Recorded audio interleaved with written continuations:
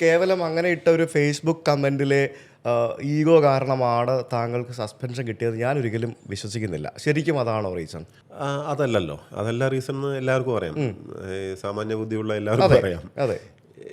അവിടെ SC/ST department കൈകാര്യം ചെയ്തുകൊണ്ടിരുന്ന കാലയളവിൽ പല ഫയലുകളിലും ഞാൻ അഭിപ്രായം എഴുതിയതിൽ ഇദ്ദേഹത്തിന് ഡോക്ടർ ജയതിലകിന് അഭിപ്രായ വ്യത്യാസമുണ്ട്.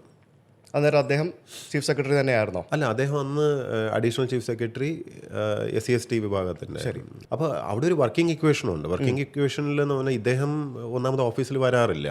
ഇദ്ദേഹം മാസത്തിലാകെ 5 ദിവസം വല്ലതും കഷ്ടി വന്നാലായി അദ്ദേഹത്തെ കാണാൻ കിട്ടാറുമില്ല. ഒരിക്കലും എവിടെ ഉണ്ടാവാറില്ല. അപ്പോൾ ഭരണം അല്ലെങ്കിൽ ആ അഡ്മിനിസ്ട്രേഷൻ അവിടെ കൊണ്ടുപോയിക്കൊണ്ടിരുന്നത് രാധാകൃഷ്ണൻ സാറും ഞാനും ബാക്കി പിന്നെ ടീം എല്ലാവരും കൂടെയാണ്. എന്ന് മാത്രമല്ല, ഇദ്ദേഹം നോക്കി വിടുന്ന ഫയലുകളിൽ അന്നത്തെ ചീഫ് സെക്രട്ടറി പോലും അപ്രൂവ് ചെയ്യാറില്ലായിരുന്നു. ഫയൽ തിരിച്ച് എനിക്ക് വിടുമായിരുന്നു, എൻ്റെ അഭിപ്രായം വേണമെന്ന് പറഞ്ഞു. അപ്പോൾ ഞാൻ എന്ത് ചെയ്യാൻ പറ്റും?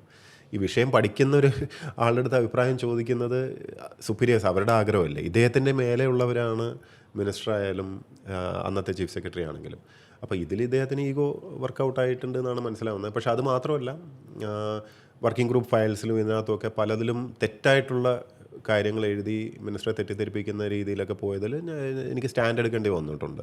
ചില വളരെ ഗുരുതരമായിട്ടുള്ള അഴിമതി സംബന്ധിച്ചിട്ടുള്ള ഫയലുകളിൽ CBI എൻക്വയറി ഉൾപ്പെടെ വേണമെന്ന് ഞാൻ ഫയലിൽ നോട്ട് ചെയ്തിട്ടുമുണ്ട്.